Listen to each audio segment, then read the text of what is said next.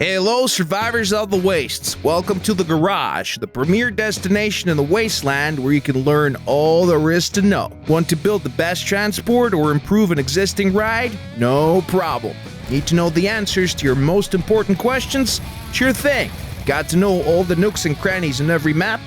Be able to tell the myth from the truth? Become a better trader? Yes, come right in. You're at the right place. You're watching the most detailed, useful, and frankly speaking, the best ever show for every true Crossout fan out there. It is meant for all who want to make the laws for this brave new world and not just follow the old ones. Buckle up, fellas. It's time to begin. The world of the wastes is full of opportunities and variety, which gives birth to many legends and myths. The survivors tell each other stories claiming they say they've seen with their own eyes, or maybe they lie a little for drama purposes, who knows. We collect the most interesting of such stories from the dead world and then put them to the test. Some say that it is impossible to make the ride fly, whatever you do, whichever parts you install. So the main question for today is, can you fly your vehicle in Crossout? If we take a look on user-made blueprints, we find many crafts designed to conquer the skies. The base logic says that these crafts must first defeat the force of gravity, meaning that the ride must follow some guidelines to achieve that. First things first, make the ride as light as possible with as many rocket boosters as you can. That should work. Let's give it a test. Well, that wasn't really flying, more like jumping. One of the lightest and perhaps the best cabins for the job is called Growl. It weighs very little and yields 9 points of energy. A gas generator should increase that value to 12, precisely the number of boosters we will install into this flying craft.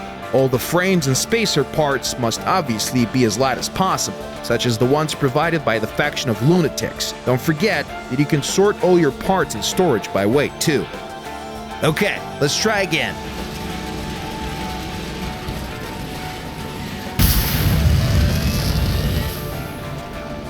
Looks like the ride needs more stability. When you do test drive in your garage, you can enable the display of center of gravity for your ride by pressing the N key. In order for the craft to fly, you must concentrate most of the vehicle's mass just behind the central axis. If you overdo it, the machine will spin like crazy. The boosters must be installed evenly to balance the vehicle. Let's give it a shot.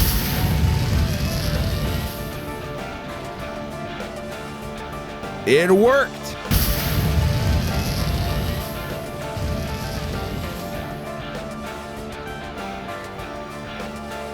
If you want some ready-to-use solutions from the Exhibitions tab, we recommend to look at the ride called Wyvern Can Fly.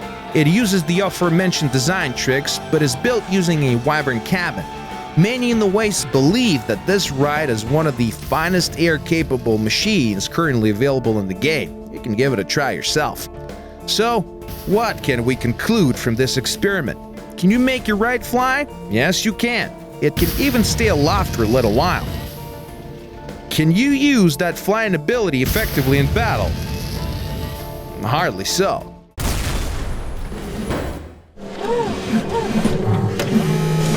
Combat Zone.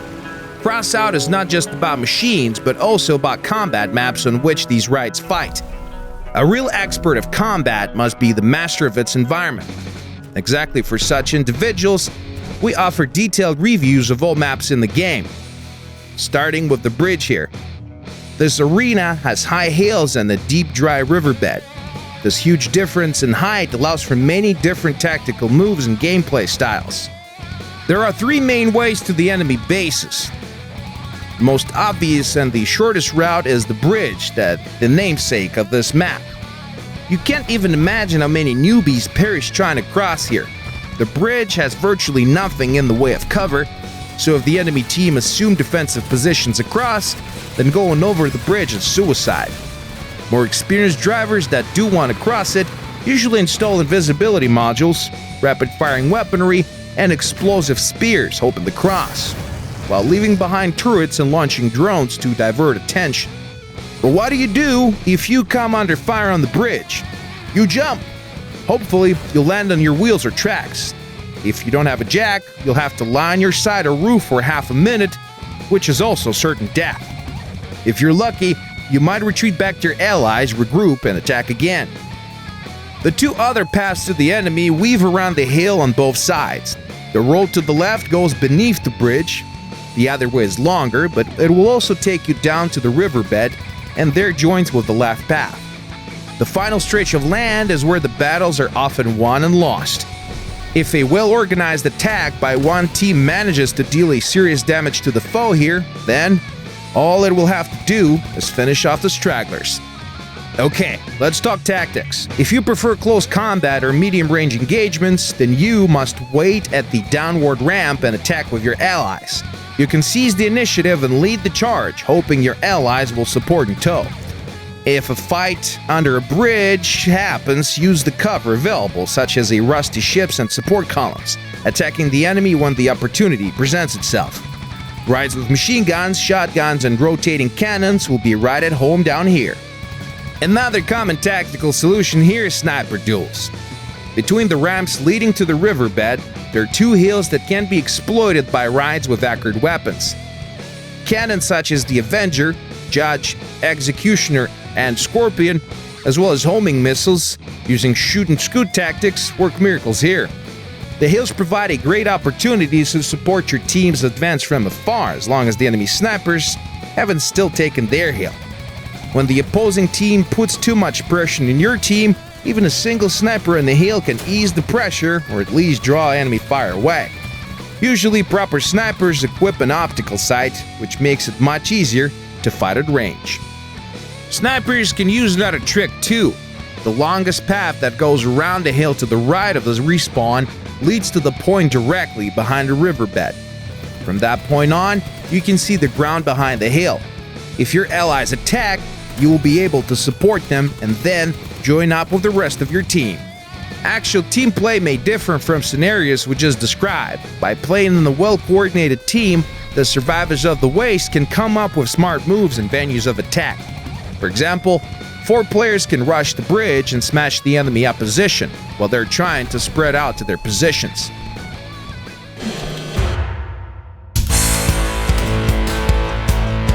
Test drive. It's in the name, guys. In this section, we will test drive quality ride builds from the Exhibition tab. Fan-made vehicles are many and unique. Among them, you can find veritable works of art and true marvels of engineering.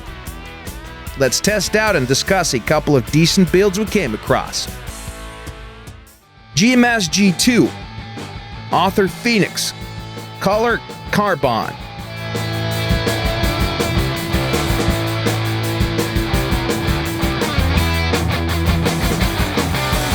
This machine was built using the Jawbreaker cabin. That has many useful advantages. First off, it has low silhouette and high mass limit. Plus, it generates hefty 11 points of energy. Now, what's obviously as good about this build is its weaponry. The designer decided to install 2 little boy cannons. If compared to the Judges, they have higher damage output, but the shot spread is also considerably higher. Well, in the recent 070 update, the little boys got buffed up and they're more accurate, tougher, and slightly heavier. So the choice of weapons is good overall. Hidden in the back, we got a heavy generator that adds 2 extra energy points for a total of 13 out of 12 required for this particular build. Perhaps the author simply did not have a light generator that produces 1 point, so he used whatever he had at hand. In this aspect, the build can be improved. There are chained wheels all over the place. The frontal wheels are steerable, while the rear wheels are regular, just like with a normal car. The engine is light, consumes 0 energy, while still providing a boost to the ride's performance. All in all, we have an impressive machine. Almost 5,000 power score, 1,232 structure points, and a mass of 8,784 kilos. That's a good balance right here. But there's still room for improvement. The ride can be made even better with a train plow on the front, or even by simply moving the current plow slightly higher. The wheels can also be replaced with something tougher, for example racing or APC wheels. The generator can easily be replaced for a lighter version, while the engine can be removed altogether. Due to the solid mass of the ride, it does not really give you that much of an edge anyway. H1 Hummer Humvee. Author Mad Max. Color Mirage Metallic.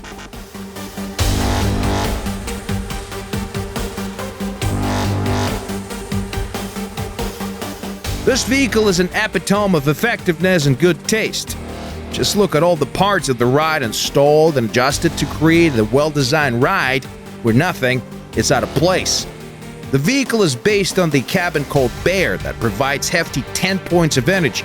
As for the weaponry, well, it has a Vector machine gun that consumes 3 energy points and Rapier autocannon worth 6 points. One last point of energy is used for a cooler stored in the trunk of the ride. What can I say? That's a good combo, since the cooler halves the cooldown timer.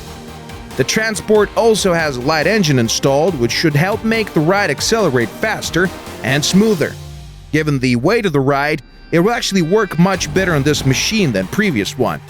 The APC wheels add buffy 170 structure points, which should make it hard for the enemy to immobilize the ride. Simply perfect.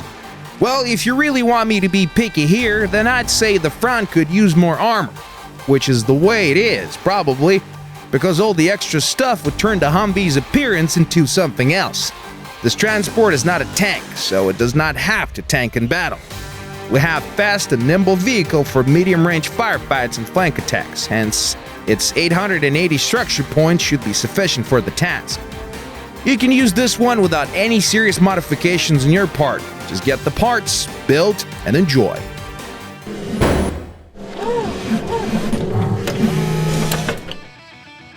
How can I join a clan?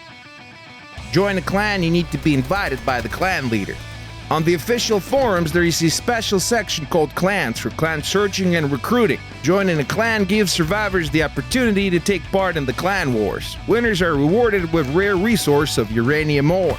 It is necessary for high-level gameplay if you like to craft relic parts such as flamethrowers and mine layers. Why there is no official Discord channel for Crossout? There is one. It's called Crossout Official Discord. Anyone can easily enter it right here. What is the self-destruct button on the consoles? You have to press both thumbsticks at the same time.